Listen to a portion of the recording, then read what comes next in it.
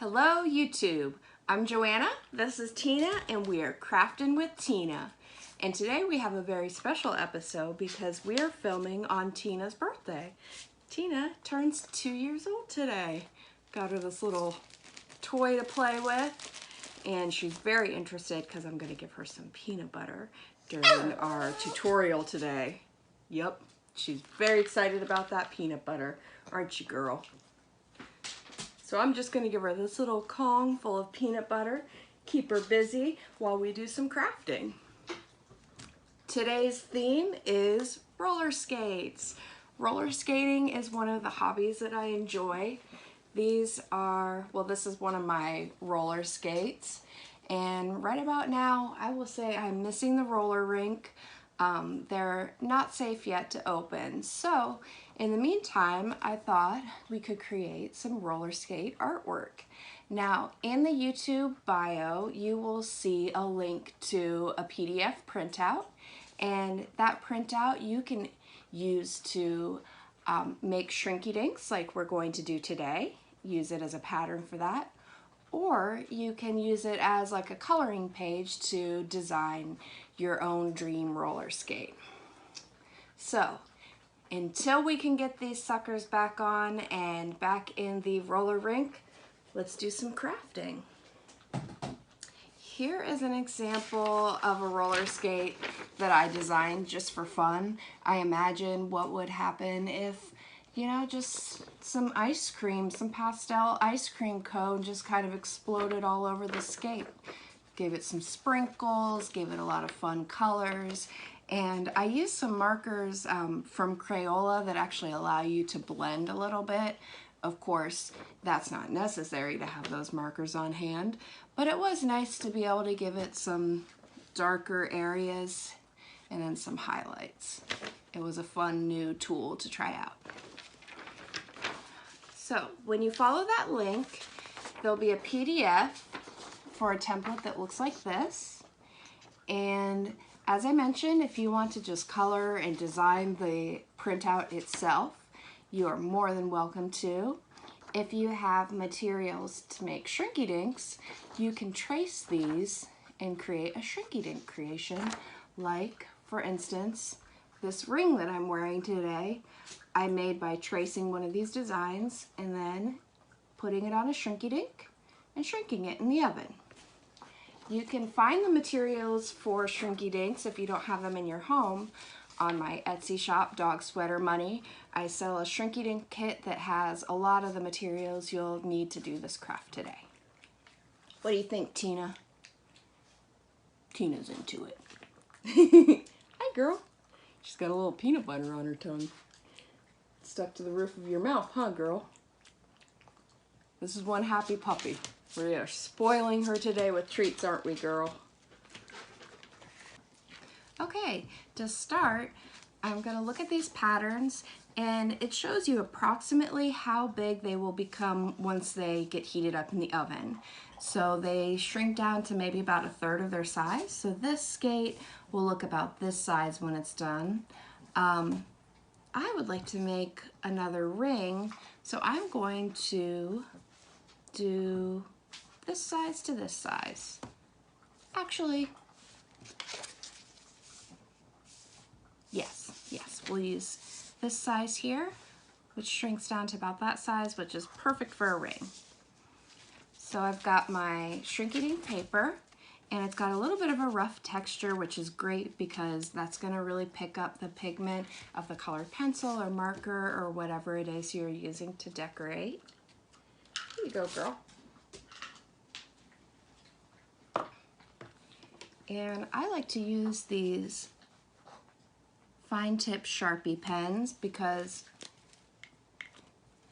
they have a bold black color. They stick to the shrinky dink paper very well.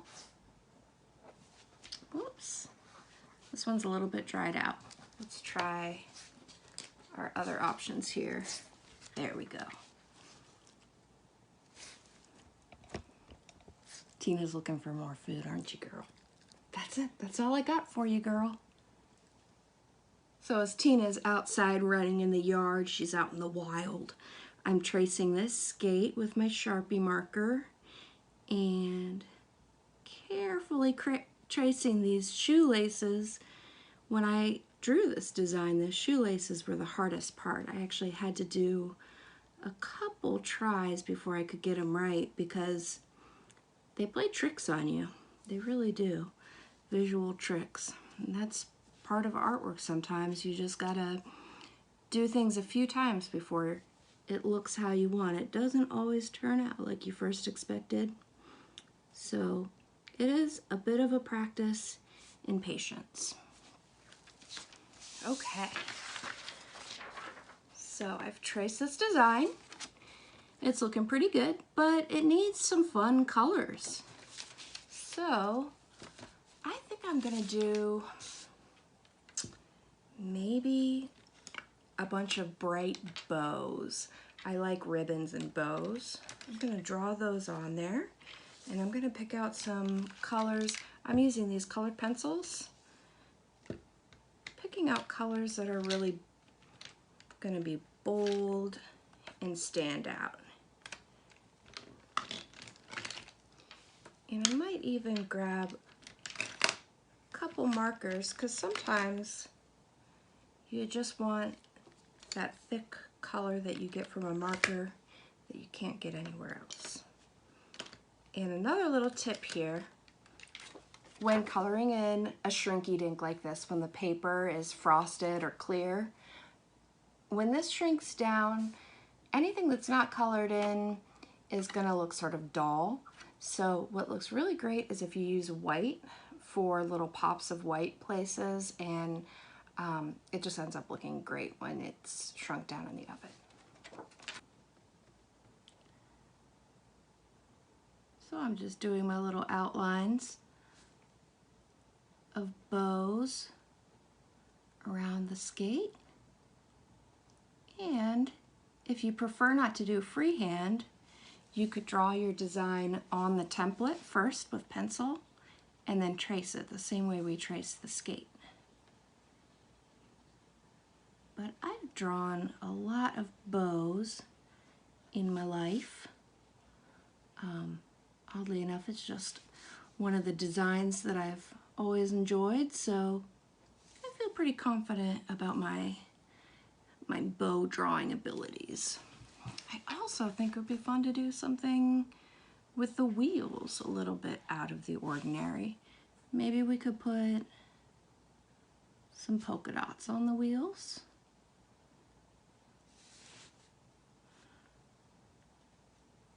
Just anything to give it personality. Customize it and make it your own. Now I'm going to color this in. Start with, that's a nice color, sort of orangey red. And however the colors look here on your Shrinky Dink, when they go through the oven and shrink up, the colors actually get brighter and more saturated. So even if they look a little bit pale now, they'll have a lot more vibrancy once we bake them in the oven. And as I'm working on this, I have my oven preheating to 325 degrees. That's what you'll want to set your oven to, or you could also set a toaster oven to 325 degrees. Either one of those will work. Let's see, I think maybe a yellow skate. Yellow would look good with these other colors that I've chosen.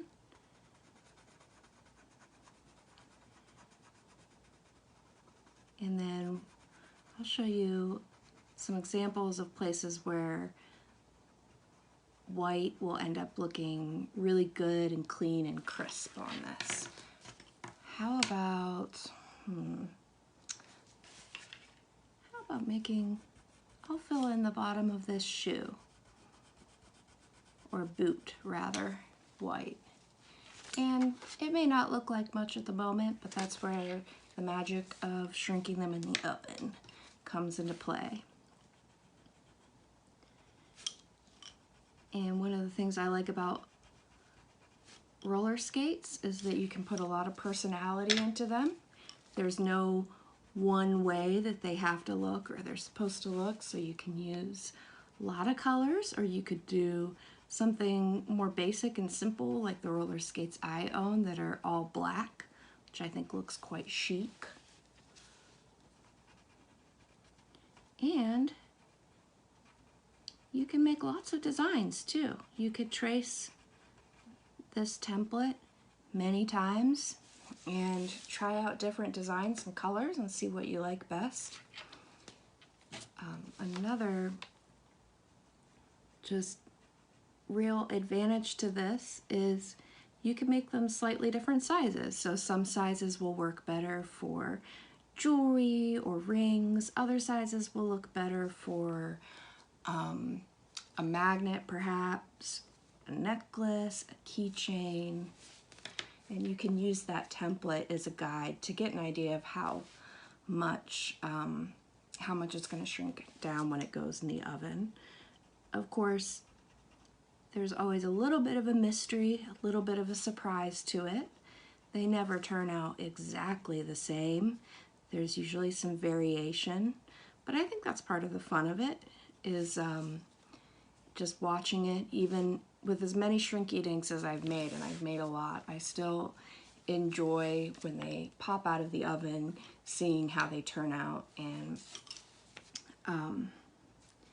just, you know, being a little bit surprised by the process. It's part of the fun. I think that this roller skate is looking pretty good. And if you want to, which I sometimes do, you can even use a little bit thicker marker. Whoops. We can cut that so that won't be too obvious a mistake. Use a thicker marker to go around one more time some of these areas around the outside outline.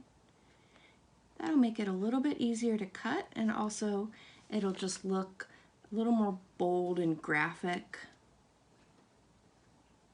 So if you really want to make a statement, this outline can help with that. Let's see.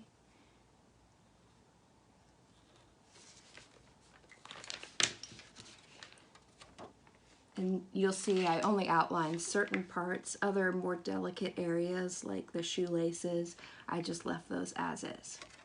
So now we will cut this. And my preference is to cut really as close as you can into this outline. And that's one of the advantages to making a thicker, bold outline. It's a little more forgiving, so if your scissors, if you cut a little bit farther in than you meant to, with that thicker line, there's some wiggle room, and your mistakes won't even look like mistakes.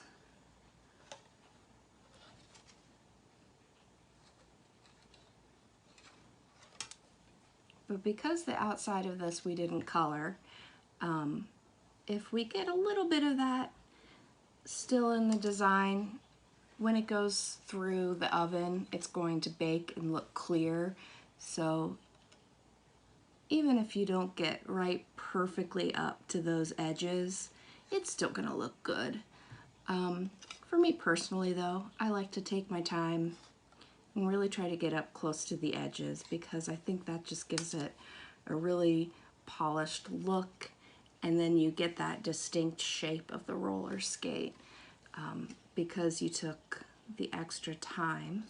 And you could also, if you're having a hard time with some of these teeny little shapes, you could ask an adult for help, and they might be able to help you cut out some of these more difficult shapes. This is looking good, and it's ready to go in the oven. Let's go watch it bake. Bake your designs on a flat cookie sheet. You can also put a piece of parchment paper under it, and that will help keep the design from sticking to the cookie sheet. I like to say that this is where the magic happens. You can take a peek. It takes about 3 or 4 minutes to shrink down, and you'll know it's ready when it looks flat and much tinier than what you started with. Here's the design right out of the oven. You can tell now it's teeny tiny, a lot smaller than what we started with. And when you get your design out of the oven, one side's going to be a little glossier and shinier. The other side, the one that you drew on, will be more matte. And you can decide if you're making a ring or a magnet, which side you want to be facing out. I kind of like the matte side because it shows a little bit more detail on the drawing, and because this is small, I'd like to see that detail. I have this ring blank from the kit, and we're just going to pop these together. You ready, Tina? Come on up, girl. Look who's come to join us. Such a good girl. Okay, so we're just going to pop some Elmer's glue on here. You can also use, I like to use super glue or really strong glue. Hi, girl. But in a pinch, Elmer's glue will do. It is also very strong. It just takes a little bit longer to dry. I'm really having to squeeze this because it's a little bit clogged up, but I think we've got just enough to make a beautiful ring. It is gorgeous. I love this ring. I'm going to be rocking it, and I can't wait to return to the roller rinks when they reopen. And for now, me and Tina would just like to say thank you so much for watching. A happy birthday to Tina, and we'll see you next time. Bye!